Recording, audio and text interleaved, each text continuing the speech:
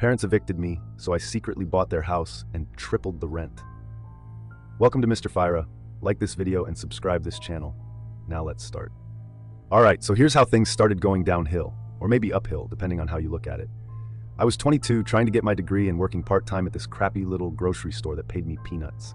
My parents, Tom and Linda, were always breathing down my neck, acting like my life belonged to them. They had this perfect picture in their heads of how my life should turn out, and they weren't shy about pushing me towards it every single day. They thought they knew better, but man, did they have no clue what I actually wanted. One night, we were sitting at the dinner table, just a regular Thursday night or something, and I was trying to quietly eat this overcooked meatloaf my mom made. It was like chewing cardboard, but I wasn't about to say anything because they'd find a way to turn that into a lecture on how ungrateful I am. Anyway, out of nowhere, my dad, with his usual fake concerned dad voice, goes, "How's that business degree going?" Now, I knew this conversation was going to come up eventually, but I wasn't ready for it. My heart started racing, and I could feel my stomach drop, but I had to rip off the Band-Aid. I put my fork down, staring at the pile of peas I'd been pushing around my plate like a 5-year-old. About that, I started, my voice a little shaky. I've been thinking about switching majors. The room went silent, like you could hear the clock ticking in the hallway, and that's when I knew I was in for it. Switching majors? My dad practically spit his food out. His face turned this weird shade of red that only ever happened when he was seriously pissed off. "Yeah, I want to switch to computer science," I said, trying to keep my voice steady. I felt like I was standing in front of a firing squad, though. Before I could even finish, my mom jumped in with her usual condescending tone. "Jake, thinking's never been your strong suit," she said with this tight smile, like she was making a joke, but we all knew she wasn't. That's how she got her digs in, always wrapped in a fake laugh or a so-called joke. I just sat there swallowing the anger that was bubbling up inside me. I wanted to yell at them, tell them they were wrong, but I knew better. That'd just lead to more yelling, and I wasn't in the mood for a full-blown argument. But my dad wasn't done yet. He slammed his fork down on the table so hard it made the plates rattle. "Computer science? Are you out of your damn mind? Business is what's going to make you money. You're throwing away your future on some stupid hobby." I tried to explain. "It's not a hobby, Dad. I'm really into it, and I think I could be good at it." "You think?" He cut me off again. "Passion doesn't pay the bills, Jake. You're being reckless. You need to think about your future, not just whatever you feel like doing right now." My mom nodded along, of course, adding fuel to the fire. "You're not a child anymore. You don't just get to play around with your future." That's when it hit me. They didn't care about what I wanted, not one bit. To them, I was just this project they were working on, and any deviation from their grand plan meant I was screwing everything up. They didn't even stop to consider that maybe, just maybe, I knew what was best for me. After dinner, I went up to my room, slammed the door shut, and collapsed on my bed. I felt like a weight was pressing down on my chest. I pulled out my phone and called Ashley. She was the only person who got it, who understood what I was going through. "How'd it go?" she asked, knowing damn well how it went. "Like a freaking disaster," I muttered, rubbing my eyes. They totally freaked out when I told them. It was like I just told them I was dropping out to join a circus or something. She sighed on the other end of the line. "Jake, you've got to stand up for yourself. This is your life, not theirs. You don't owe them anything. I know, but they're my parents, you know? It's not that easy." "I get it," she said softly, "but you're 22, Jake. You're not a kid anymore. You've got to start living your own life or they're going to keep running it for you." I sat there, staring at the ceiling, thinking about what she said. She was right. I was an adult now, and it was about time I started acting like one. The next day, I woke up feeling a mix of dread and determination. I had to tell them for real this time. I couldn't just keep letting them decide my life for me. So I walked downstairs, my heart pounding in my chest, and found them sitting in the living room watching TV. "Mom, Dad, we need to talk," I said, my voice shaky but firm enough. My dad muted the TV, and they both looked at me like they were expecting some big announcement. And in a way, I guess it was. "I've made my decision. I'm switching to computer science." My dad's eyes narrowed. "No, you're not." I stood my ground this time. "Yes, I am. I'm an adult, and this is my choice." For a second, I thought maybe, just maybe, they'd back off and let me have this one. But then Mom stood up, crossing her arms over her chest. "If you're such an adult, then you can support yourself," she said, her voice cold. "You've got 24 hours to pack your things and get out." I just stood there, frozen, like my brain couldn't quite process what she was saying. "What?" I finally managed to say. "You can't be serious." "Oh, we're serious," my dad growled. "You want to make your own decisions? Fine. But you're doing it on your own." I don't even remember walking back to my room. I just remember the overwhelming feeling of betrayal, like they'd been waiting for an excuse to kick me out all along. I was their kid, their son, and they were just tossing me out like I meant nothing. I called Mike, my best friend, the second I got back to my room. I didn't even bother to keep my voice steady anymore. "Dude, they kicked me out," I said, my hands shaking. "I don't know what to do." Without missing a beat, Mike replied, "Pack your stuff, man. You're staying with me." As I threw my clothes into a duffel bag, it finally hit me. I was homeless. My own parents had thrown me out like I was garbage. But at the same time, as messed up as it sounds, a part of me felt relieved. For the first time in my life, I wasn't going to be under their control anymore. I was free. But I had no idea what that really meant yet. The next few days after getting kicked out were a complete blur. I was crashing at Mike's apartment, trying to get my head straight, but it felt like everything in my life had just been flipped upside down. One minute, I was arguing with my parents over my major, and the next, I was homeless. It didn't even feel real, like it was happening to someone else, not me. Mike's place was fine. He lived in this tiny one-bedroom apartment that smelled like old pizza and gym socks, but I couldn't really complain. I had a roof over my head and a friend who wasn't about to ask me to leave. But man, it was cramped. I was sleeping on his ratty old couch that squeaked every time I moved. I didn't have a choice, though. I wasn't about to go crawling back to my parents and beg them to take me in. That wasn't happening. I tried to focus on my classes, but it was almost impossible. Every time I sat down to do my assignments, my brain would just drift off, thinking about what happened. It was like my mind wouldn't let me forget for even a second that I didn't have a real home anymore. And then, of course, there was the money problem. My savings were already draining fast, and I didn't have enough to make it long if I wasn't working more hours. But with classes and trying to figure out where my life was going, it wasn't like I could just pick up a second job. Ashley kept trying to be supportive, but even she couldn't fix the mess I was in. I remember one day she called me up, telling me we should go get lunch. Tried to take my mind off things for a bit. We ended up at this cheap sandwich shop down the street from Mike's place. I hadn't been eating much since I left home, so I figured it might help to get out for a bit. "So how are you holding up?" she asked, biting into her sandwich. I shrugged.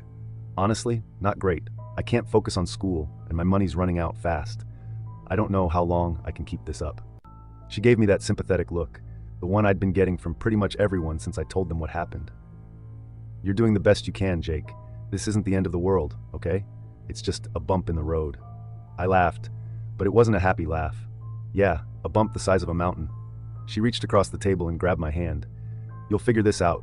I know you will. You've always been smart, even if your parents don't see it." Her words were nice, but they didn't change the fact that I was stuck in a situation I didn't know how to get out of. It felt like no matter what I did, I was just treading water, trying not to drown. After lunch, I headed back to Mike's and tried to focus on my assignments. But the more I stared at the computer screen, the more I realized I was falling behind. My grades were slipping, and the thought of dropping out was creeping into my mind more and more. I didn't want to do it, but it felt like I was running out of options. I couldn't juggle everything. I was barely keeping my head above water as it was. A few weeks passed, and things didn't get any better. My savings hit rock bottom, and I knew it was only a matter of time before I had to make a decision. Mike could only cover for me so much, and I wasn't going to keep freeloading off him forever. The day I dropped out of college was one of the worst days of my life. It felt like I was admitting defeat, like I was giving up on everything I'd worked for. I remember sitting in the dean's office, signing the paperwork, and feeling like a complete failure. I'd always thought I'd be the first person in my family to finish college, but now that dream was slipping away, just like everything else. As soon as I walked out of that office, it hit me hard. I was on my own, no degree, no solid plan, and barely any money. That night, I sat on Mike's couch, staring at my phone, wondering what the hell I was going to do. Ashley called as she always did, checking in on me. "So what's the plan now?" she asked softly. "I don't know," I admitted. "I'm looking for more work, but nothing's coming through. It's like every door is closing in my face." There was a pause on the other end, and I could tell she was trying to come up with something to say, something that would make me feel better. "You're not giving up, right?" "I don't have a choice," I said, trying to keep my voice steady. "I dropped out today." "Oh, Jake," she whispered. "I'm sorry, but this isn't the end. You'll find something. I know you will." I wanted to believe her, but it was getting harder to stay hopeful. I spent the next few days pounding the pavement, applying to every job I could find, but nothing stuck. The only place that offered me anything was Sunnyside Diner, a greasy spoon that felt like it hadn't been cleaned since the 80s. It wasn't exactly my dream job, but it was better than nothing. They needed someone to flip burgers and mop floors, and I needed money, so I took it. The hours were brutal, and the pay was terrible, but at least I had something. I spent my days covered in grease, slapping burgers onto the grill while my manager Earl barked orders at me like I was in boot camp. He was a gruff, no-nonsense guy who didn't seem to care about anything but the bottom line, but at least he noticed when I worked hard. After about a month at the diner, Earl pulled me aside during a slow shift. "Kid, you've got a decent work ethic. You interested in picking up some extra hours?" I wiped the sweat off my forehead, trying to look interested. Yeah, sure. What's up? I got a buddy who needs a night guard at this office building downtown. Pays better than here. You in? I didn't even have to think about it. Yeah, I'm in. Just like that, I was working 2 jobs, flipping burgers by day and guarding an empty building by night. It wasn't glamorous, but at least it was something. Sleep became a luxury I couldn't afford, and most nights I was running on fumes, barely able to keep my eyes open. But I had no other choice. I had to survive. Ashley kept sending me links to tech internships, trying to help me get back on track, but I just didn't have the time or energy to apply. My life was all about survival now. It wasn't about chasing dreams or passions anymore. It was about keeping my head above water, day by day. Every night, as I sat in that dark, empty office building, staring at the flickering lights of the city outside, I couldn't help but wonder how the hell my life had turned out like this. Just a few months ago, I had plans, dreams, a future. Now I was just trying to get by, one shift at a time. And the worst part was, I didn't see a way out. Working 2 jobs was hell, straight up, no other way to describe it. The diner was greasy and chaotic, and the night shifts at that empty office building were just mind-numbing. I was running on like 4 hours of sleep, drinking energy drinks like they were water, and basically living out of a beat-up backpack that I took everywhere. But at least I had some money coming in. It wasn't much, but it was enough to keep me going. Mike didn't say it, but I think he was relieved that I could start pitching in for rent. I didn't want to be that guy, freeloading off my best friend while my life fell apart, so I made sure to hand him whatever I could. I was still crashing on his couch, but at least now I wasn't a total burden. Then, out of nowhere, things started to shift. I don't know if it was dumb luck or the universe finally giving me a break, but one day, while I was flipping burgers at the diner, this guy came in for lunch. I didn't think anything of it at first, just another random customer. He looked kind of tired, like the rest of us who worked too many hours for not enough pay. After his meal, he came up to the counter to pay, and as I handed him his change, he glanced at the computer screen I had open behind the register. I've been working on some coding exercises during my break, just trying to stay sharp, you know? The guy raised an eyebrow. You into coding? He asked, his voice casual but curious. I nodded, trying not to seem too eager. Yeah, I've been teaching myself, hoping to make a career out of it eventually. He chuckled. Well, I might have something for you. My company's looking for entry-level IT guys. Nothing fancy, but it's a start. I blinked, not really believing what I was hearing. Wait, seriously? Yeah. He shrugged like it wasn't a big deal. Send me your resume. I'll put in a word for you. He handed me his business card, and I swear my hands were shaking as I took it. It was like this tiny shred of hope I hadn't felt in months.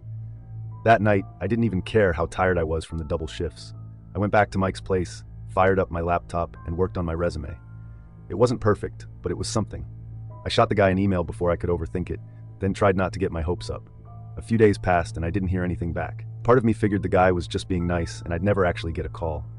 But then, one afternoon, as I was sitting in that boring empty office building during my night shift, my phone buzzed. It was an email from that company. I stared at the screen for a solid minute, too scared to open it. But when I finally did, it wasn't a rejection.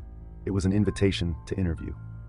I couldn't believe it. I'd gone from flipping burgers and guarding empty buildings to maybe, just maybe, getting an actual job in IT. The interview wasn't anything fancy. I borrowed one of Mike's decent shirts and took the bus to the office. It was a small startup, nothing flashy, but it felt like a whole new world compared to where I'd been. The guy from the diner, whose name I now knew was Trevor, greeted me at the door and introduced me to his boss, Tina. Tina was tough but fair. She asked me about my experience, and I was upfront about the fact that I didn't have a degree, but I'd been teaching myself everything I could about coding and IT. I showed her some of the small projects I'd been working on, and she didn't seem too impressed at first. But then she asked me to solve a problem right there on the spot. Something technical I hadn't done before. I panicked for a second, my mind racing. But then I remembered all those late nights I'd spent teaching myself, working through coding challenges just for the hell of it. I took a deep breath and got to work, trying not to let the pressure get to me. When I was done, Tina glanced over my shoulder at the screen. She didn't say much, just nodded and looked at Trevor. He's got potential, she said. Let's give him a shot. I didn't even know how to react. I wanted to jump up and scream, but I just sat there trying to play it cool, even though I felt like my heart was about to explode out of my chest. I started the next week as an entry-level IT guy. It wasn't glamorous, but I didn't care. For the first time in months, I wasn't flipping burgers or guarding some creepy office building at 3 a.m. I was actually doing something I loved. Tina and Trevor were patient with me, showing me the ropes, but they also pushed me to keep learning. They didn't hold my hand through everything, and that's what I needed. Nights were still rough, though. I was still juggling both jobs for a while, just to make sure I didn't screw up this opportunity. So I'd work at the startup during the day, then head straight to the diner or the office building after. Sleep was still a rare luxury, and most mornings, I'd wake up feeling like I'd been hit by a truck. Ashley stuck with me through it all. She was my rock, always sending me job links or checking in on how things were going at the startup. I don't think I'd have made it without her. Every time I felt like I was about to fall apart, she'd remind me that I was doing this for a reason, that I was building something for myself. After a few months of grinding, I finally reached a breaking point. I couldn't keep working 2 jobs and expect to stay sane. So I went to Earl, the diner manager, and told him I had to quit. He wasn't thrilled, but he understood. "Good luck, kid," he said, giving me one of those rare moments of sincerity. "You're a hard worker. You'll be fine."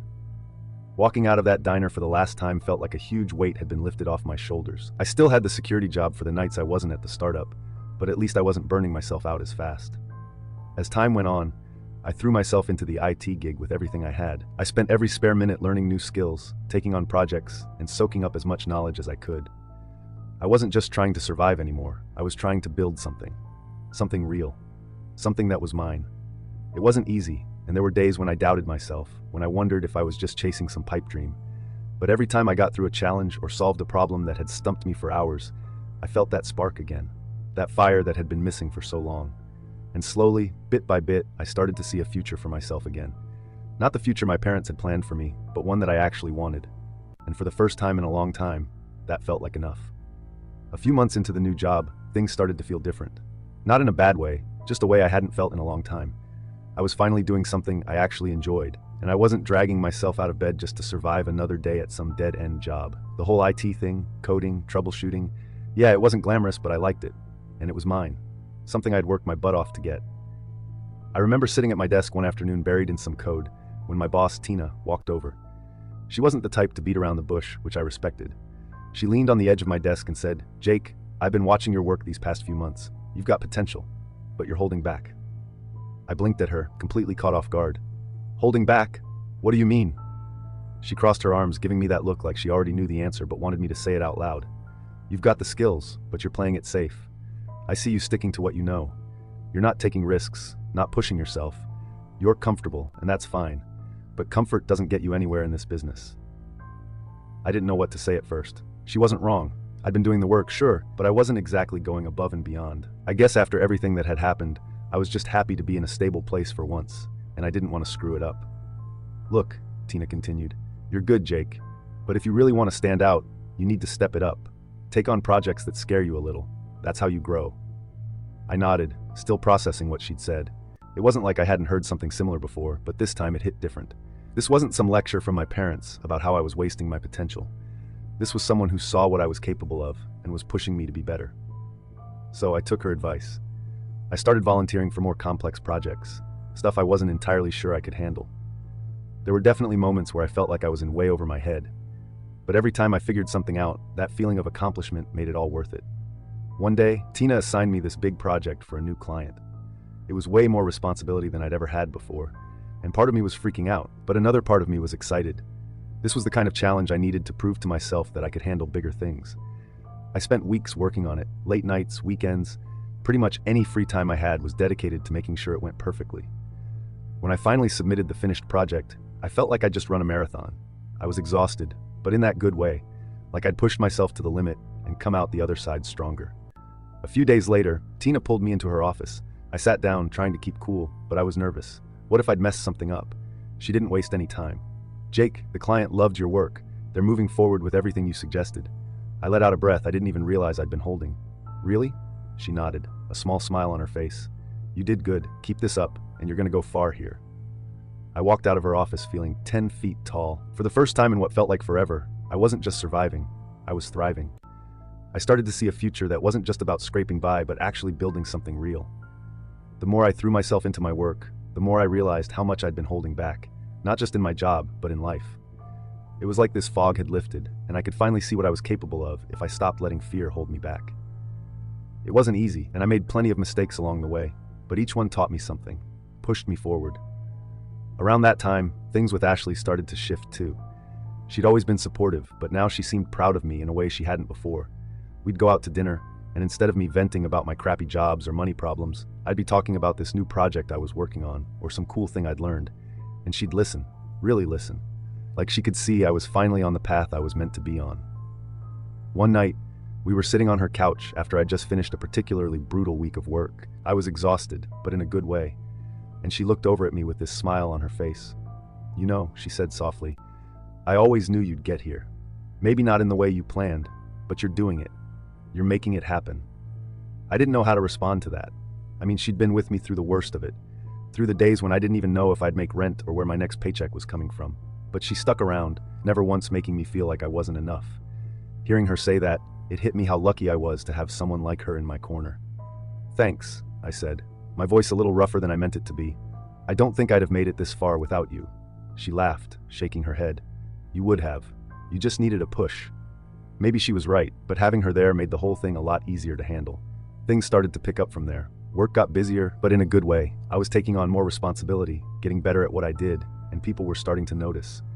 Tina kept giving me more complex projects, and every time I finished one, I felt more confident in my abilities. And the money, well, it was still tight, but it was getting better. I'd quit the security job, finally. And while I wasn't rolling in cash, I wasn't worried about where my next meal was coming from anymore. For the first time in a long time, I felt stable, like I was on solid ground again.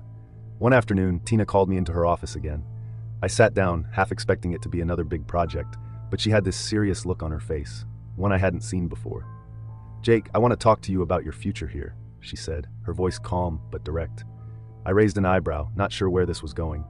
"Okay." She leaned back in her chair. "You've done great work these past few months, and I think you're ready for more. I want to promote you to a full-time position." For a second, I just sat there, trying to process what she'd said. Full-time, that was the dream, right? No more juggling jobs, no more scraping by. This was it. "I don't even know what to say," I admitted, a grin creeping onto my face. She smiled back. "Just say yes."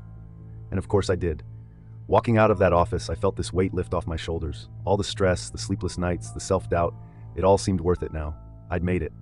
Maybe not in the way I'd originally planned, but I'd made it all the same, and that felt pretty damn good. Getting promoted to full-time was like stepping into a whole new world. I mean, for the first time in my life, I felt like I was doing something that mattered, not just for me, but for the people around me. I didn't have to worry about making ends meet or whether I'd have to pick up some crappy side gig just to get by. This was it. Stability. But of course, life doesn't just magically get easy once you hit a milestone like that. Things at work got busier, like way busier. Tina wasn't kidding when she said I'd be getting more responsibilities. I was thrown into bigger projects, leading teams for the first time, and managing deadlines that felt impossible at times. There were days when I'd look at my to-do list and just think, how the hell am I going to get all this done? But I pushed through. I had to. Every day was a challenge, but it was the kind of challenge I'd been waiting for, the kind that made me feel alive. Even though I was still learning, I was finally in a place where people trusted me to get the job done. That was huge for me. One afternoon, Tina pulled me into her office again. I swear, every time she called me in, I felt like I was back in school, waiting to see if I'd passed or failed a test. She had that serious look on her face, and for a second, I wondered if I'd screwed something up. "Jake, I've got another project for you," she said, sliding a folder across the desk. I picked it up and flipped through the pages, scanning the details. It was for a new client, some big company looking to upgrade their whole IT infrastructure. A huge project, way bigger than anything I'd worked on before. My stomach did that little flip it does when you're both excited and terrified at the same time. "This is a lot," I said, trying to sound confident but not too cocky. Tina nodded. "It is, but I think you're ready. This is going to be a big deal for the company, and I want you to lead it." Lead it. Those words hit me like a ton of bricks. I mean, I'd been working hard, sure, but leading a project like this, that was next level. "I won't let you down," I said, feeling the weight of what she was trusting me with. "I know you won't," she replied, giving me a rare smile before getting back to business. The next few weeks were some of the most intense of my life.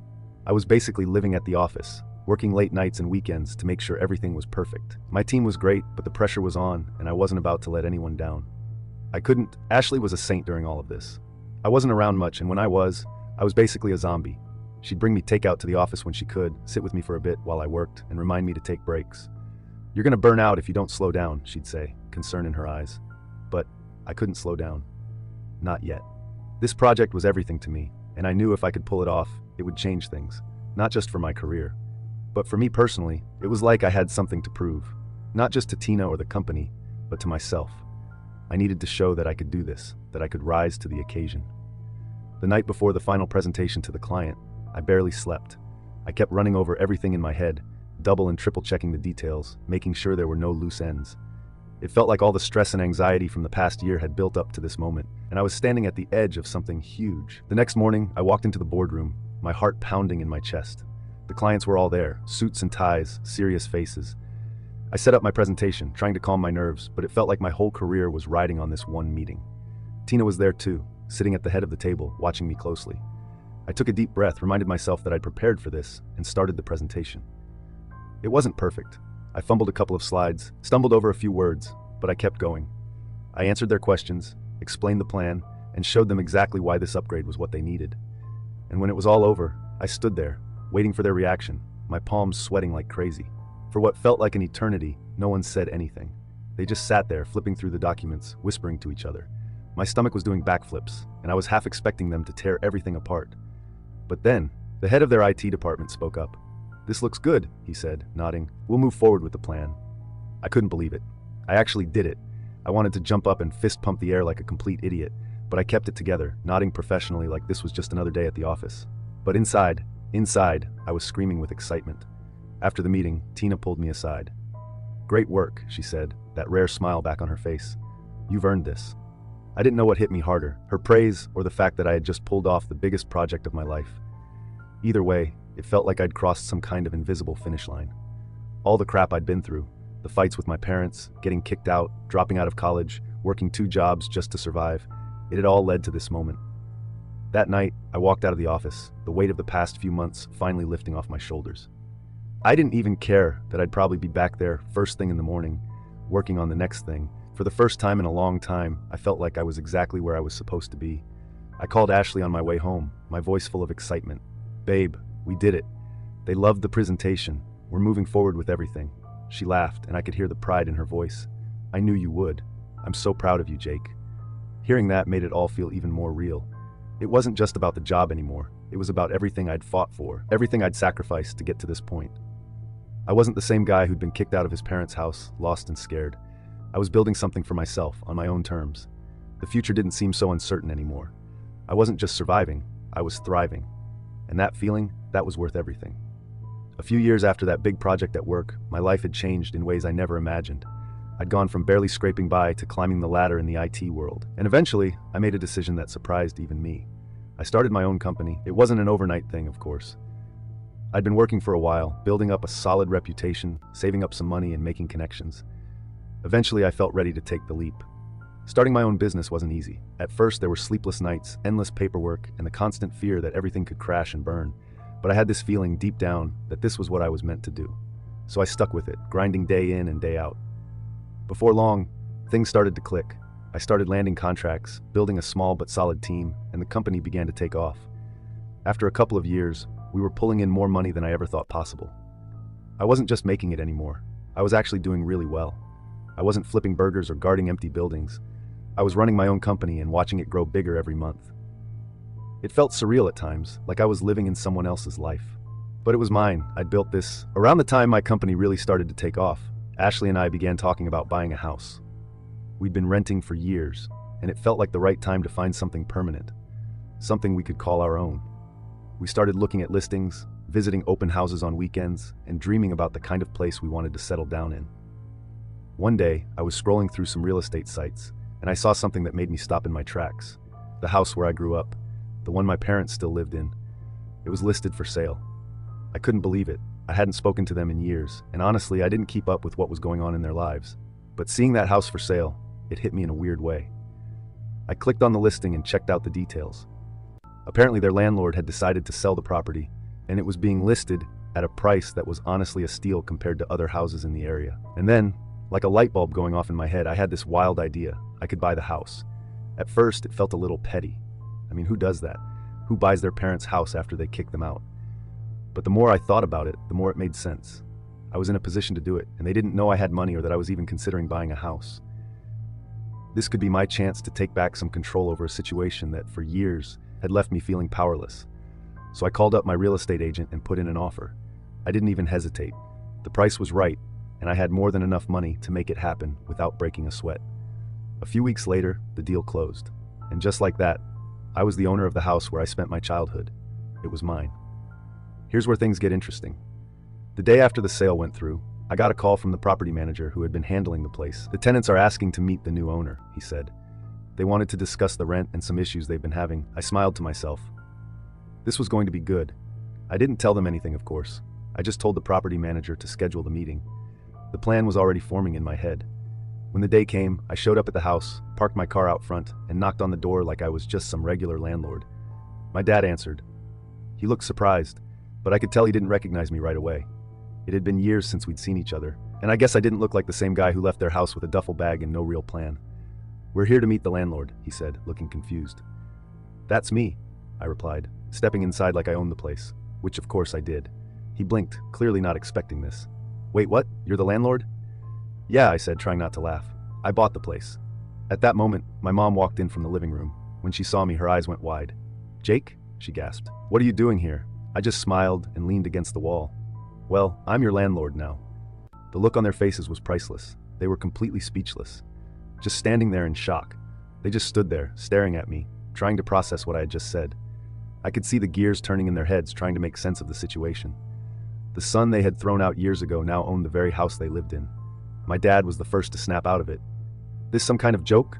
he asked, his voice sharp with disbelief. I shrugged. "No joke. I bought the house. It's mine now."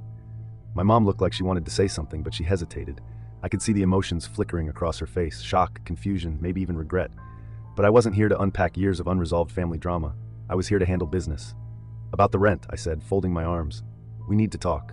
My dad narrowed his eyes. "What about it?" "I'm tripling it," I said flatly. Silence. My dad's face turned red. "Tripling it? You can't be serious." "Oh, I'm dead serious," I said, keeping my expression neutral. "Property values have gone up. I need to make sure I'm getting a fair return on my investment." My mom took a step forward, her voice softer, almost pleading. "Jake, we can't afford that. You know we can't." I shrugged. "That's not really my problem. You can either pay the new rent or find somewhere else to live. It's up to you." It was harsh, I knew that, but I wasn't going to back down. They had made their choice all those years ago, when they threw me out with nothing but a bag and a warning not to come back. Now I was the one in control. They stood there, speechless. I could see it in their faces, the realization that they had no options. Their credit was probably trashed, and finding a new place at their age with limited income wasn't going to be easy. They were stuck. After a long, tense silence, I sighed. "I'll give you some time to figure things out," I said, turning toward the door, "but the new rent starts next month. If you can't pay, you'll need to move." Neither of them said anything as I walked out. As I got into my car and drove away, I expected to feel triumphant, victorious. But instead, there was this strange emptiness settling in my chest. I had done what I set out to do. I had proven that I wasn't the failure they had thought I would be, that I had made something of myself despite everything they had put me through. But as I left that house behind, I realized something. No amount of rent hikes or property ownership could fix the damage that had been done. This wasn't about revenge anymore. It was about letting go. Still, I wasn't backing down on the rent.